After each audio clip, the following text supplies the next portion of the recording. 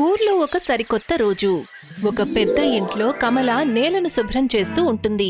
తను ఒక పాత ముతక చీరను కట్టుకుని ఉంటుంది. తన మొహం మీద వయసు మీద పడిన ముడతలు ఉన్నాయి. అప్పుడే రమేష్ లోపలికి వస్తాడు. అతను ఖరీదైన సూటు వేసుకున్నాడు. అతని మొహంలో పొగరు కనిపిస్తుంది. అతను కావాలనే కమల శుభ్రం చేసిన నేల మీద దుమ్ముతో ఉన్న బూట్లు పెడతాడు. కమలా, చూసుకోలేవా నేను లోపలికొస్తున్నాను? ఉదయాన్నే మూడు పాడు చేస్తావు. క్షమించండి రమేష్ బాబు, నేను దీనిని ఇప్పుడే శుభ్రం చేస్తాను. మీరు లోపలికి వెళ్లి కూర్చోండి. వాదించకు నాతో. పని మనిషివి పని మనిషిలాగా ఉంటూ. పట్నం నుంచి నా స్నేహితుడు సురేష్ వస్తున్నాడు. ఇంట్లో ప్రతి మూల మెరిసిపోవాలి. ఆ మాట చెప్పి రమేష్ లోపలికి వెళ్ళిపోతాడు. కమల ఏమాత్రం కోప్పడదు. తను మళ్లీ చీపురు తీసుకొని మౌనంగా నేలను శుభ్రం చేయటం మొదలు పెడుతుంది. కొంతసేపటి తర్వాత బంగ్లాలోని పెద్ద హాల్లో రమేష్ ప్రశాంతంగా కూర్చొనుంటాడు. అతను పొగరుగా తన కాళ్లను బల్లమీద పెడతాడు. తన ఎదురుగా తన స్నేహితుడు సురేష్ కూర్చుని ఉంటాడు. అతను బంగ్లా భవ్యతను, అందాన్ని చూసి ఆశ్చర్యపోతుంటాడు. నిజంగా రమేష్, నువ్వు అద్భుతం చేశావు. ఈ ఊర్లో ఇంత పెద్ద బంగ్లా నీకు ఇంత తక్కువ ధరకు ఎలా లభించింది? అరే సురేష్, ఇది రమేష్ బుర్రా. ఈ ఇంటి పట్నం ఏజెంట్ ఎవరైతే ఉన్నారో అతన్ని నేను నా మాటల్లో ఇరికించాను. అప్పుడే కమల టీ ఇంకా టిఫిన్ తీసుకుని అక్కడికొస్తుంది. తను ట్రేని బల్ల మీద పెడుతుంది. మరి ఈవిడెవరు? మీ పని మనిషా? ఈవిడే కమల. ఈ ఇంటితో పాటు ఉచితంగా లభించింది. కమల టీని పెట్టి అక్కడే నిలబడుతుంది. తను కాసేపు రమేష్ని విచిత్రంగా చూస్తుంది. రమేష్కి ఈ విషయం అస్సలు నచ్చదు. ఏంటి చూస్తున్నావు అలా? వెళ్ళిక్కడి నుంచి. మా ఇద్దరి కోసం మధ్యాహ్నం మంచి వంట చేసి పెట్టు. అలాగే బాబూ, మీరు చెప్పినట్టు చేస్తాను. ఆహారం చాలా రుచికరంగా ఉంటుంది. మీరు విశ్రాంతి తీసుకోండి. కమల ఆత్మవిశ్వాసంతో తిరుగుతుంది. అక్కడ్నుంచి వెళ్ళిపోతుంది. సురేష్కి తన ఈ వ్యవహారం కాస్త విచిత్రంగా అనిపిస్తుంది. కాని తను ఆ విషయాన్ని పెద్దగా పట్టించుకోలేదు. కాసేపటి తర్వాత కమల వంటగదిలో చాలా రకాల రుచికరమైన వంటలు చేస్తుంది. తను ఒక వంటకాన్ని చేస్తూ తన పనిని పూర్తి చేసుకోబోతుంది. అప్పుడే రమేష్ చెప్పులు వేసుకుని శుభ్రమైన వంటగదిలోకి వస్తాడు. నేల మీద అక్కడక్కడ చెప్పుల గుర్తులను వదులుతాడు. తన మొహంలో కోపం కనిపిస్తూ ఉంటుంది. కమలా, నేను నీకు చెప్పాను కదా ఇవాళ పిండి వంటలు చేయాలి అని. కాని నువ్వు మామూలు పప్పెందుకొండుతున్నావు? రమేష్ బాబు, ఇది మామూలు పప్పు కాదు. ఇది ఈ ఊర్లో అన్నిటికంటే ఖరీదైన ప్రత్యేకమైన బాస్మతి బియ్యం. పప్పులో ఏదైతే తాలింపు వేశానో దాని సువాసన మొత్తం వీధంతా వస్తుంది. మీరు తిని చూడండి. నువ్వు ఇప్పుడు నాకు నేర్పిస్తావా మంచి వంటలంటే ఏంటో? మళ్ళీ నువ్వు నాతో వాదిస్తే ఆ క్షణమే ఇంట్లో నుంచి గెంటేస్తాను. గుర్తుపెట్టుకో, ఈ ఇంటికి నేనే రాజుని. కమల రమేష్ వైపు చూస్తుంది. తన మొహంలో కోపం స్పష్టంగా కనిపిస్తుంది. మొదటిసారి రమేష్ కాస్త కంగారు పడతాడు. ఆ తర్వాత ఒక అడుగు వెనక్కి వేస్తాడు. మీరు చెప్పింది నిజమే బాబూ. నేను నా బాధ్యతను నిర్వర్తిస్తున్నాను. మీరు కోపగించుకోకండి. భోజనం టేబుల్ మీద పెట్టేస్తాను. రమేష్ కోపంగా ఏదో సణుగుతాడు. ఆ తర్వాత తిరిగి వంటగదిలో నుంచి బయటికి వెళ్ళిపోతాడు. కమల చిన్నగా నవ్వుతుంది. ఆ తర్వాత తన పని తను చేసుకుంటుంది. సాయంత్రం రమేష్ ఇంకా సురేష్ ఖరీదైన బట్టలు వేసుకొని ఊర్లో బజారు వైపు వెళ్తూ ఉంటారు. అలా వెళ్తూ వాళ్లు తమ చుట్టుపక్కల వాళ్లను తుచ్చమైన దృష్టితో చూస్తుంటారు. అప్పుడే ఊరి సర్పంచ్ రామ్లాల్ దృష్టి రమేష్ మీద పడుతుంది. అతను తనని తన దగ్గరకు పిలుస్తాడు. అరే రమేష్ బాబు, ఒక్కసారి ఇలా రండి.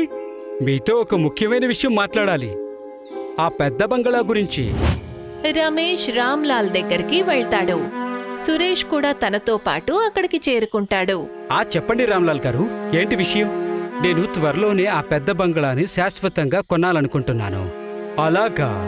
ఆ బంగళాకి అసలైన యజమాని ఎవరు అనేది మీకేమైనా తెలుసా?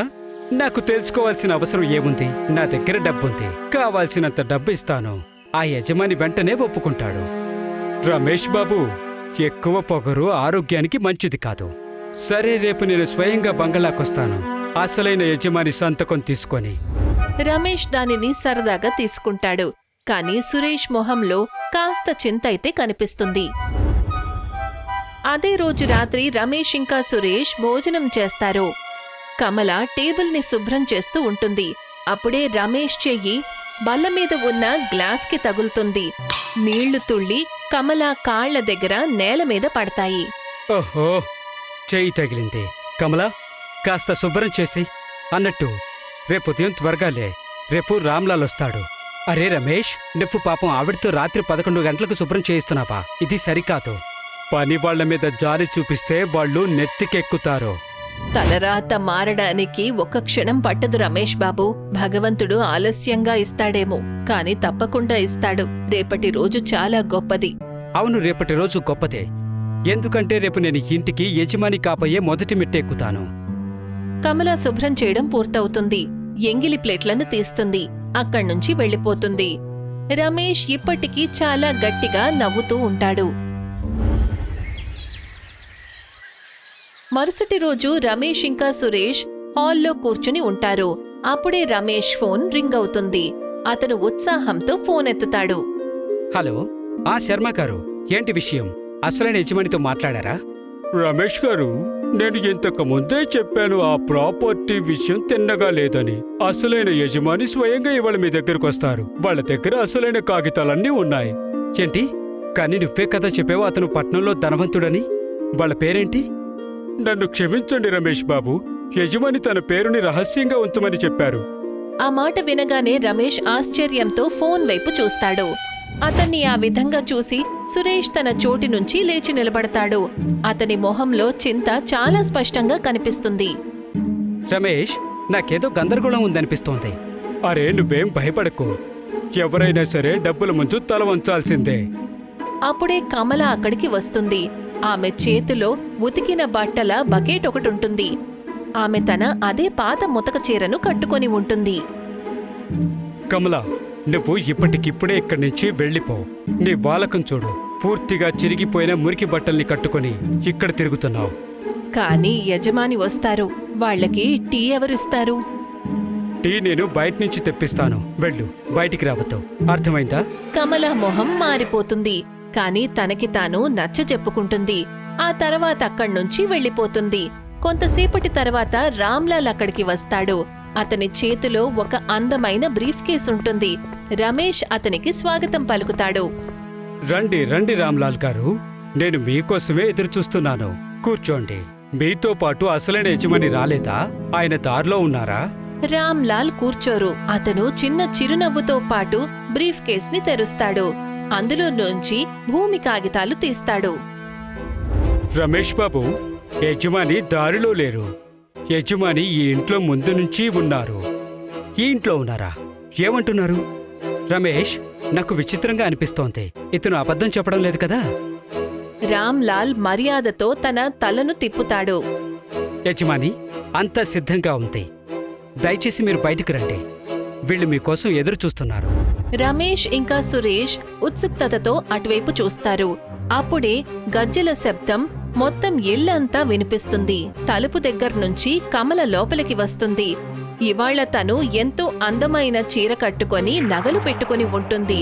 తనని ఆ రూపంలో చూసి రమేష్ ఇంకా సురేష్ ఆశ్చర్యపోతారు. కమలా, నువ్వా? ఏంటి ఈ డ్రామా?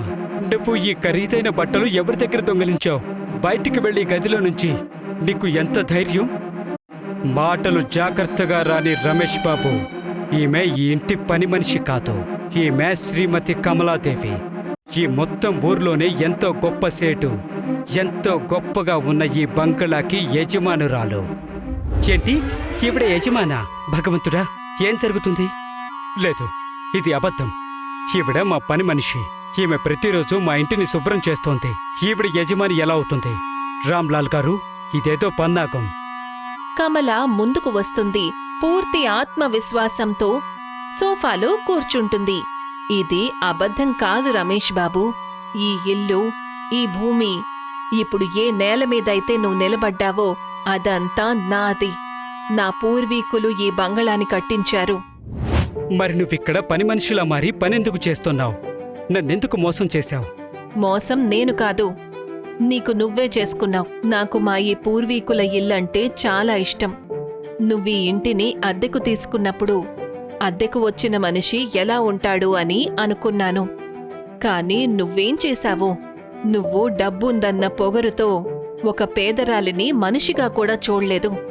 నువ్వు డబ్బే సర్వస్వం అనుకున్నావు. ఇవాళ నీ ఆ పొగరును నేను ఇదే నేల మీద ముక్కలు చేస్తున్నాను. నేను శుభ్రం చేసిన నేల మీద.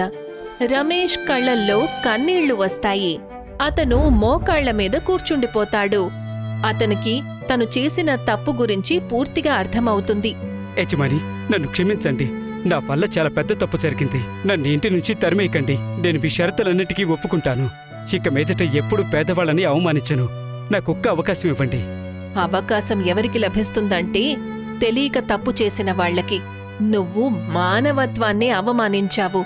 ఏ మనిషి అయితే పేదవాడి నిస్సహాయతను గౌరవించలేడో అతను నా ఇంట్లో ఉండే అర్హతను కోల్పోతాడు. రామ్లాల్ వాళ్ల సామాన్లను, బ్యాగ్లను బయటికి తీసుకొస్తాడు. తర్వాత కమల వాళ్లని వెళ్లమని సైగ చేస్తుంది. రమేష్ మళ్ళీ వేడుకుంటాడు. కాని కమల తన నిర్ణయాన్ని మార్చుకోలేదు. అప్పుడే సురేష్ రమేష్ భుజం మీద చేయి పెడతాడు. పద రమేష్, ఇంకా ఇక్కడ ఏడవడం వల్ల ప్రయోజనం లేదు. మనం ఈ ఆడపులిని గొర్రె అనుకొని తప్పు చేశాము. ఇప్పుడు మన తలరాతను మార్చుకోలేము. పద ఇక్కడి నుంచి. ఆ తర్వాత రమేష్ ఇంకా సురేష్ అక్కడ్నుంచి వెళ్లిపోతారు. నిజానికి కమల తన బంగళాలోనే ఉంటుంది. తను తన నౌకర్లను, పనివాళ్లతో పాటు ఎప్పుడూ గౌరవంగా, ఎంతో ప్రేమతో వ్యవహరిస్తుంది. ఇదే పాఠం నేర్చుకోవాలి. మనం ప్రతి వ్యక్తిని గౌరవించాలి. వాళ్ళు ఎటువంటి పని చేసినప్పటికీ కూడా. ఇంతటితోనే ఈ కథ సమాప్తమవుతుంది.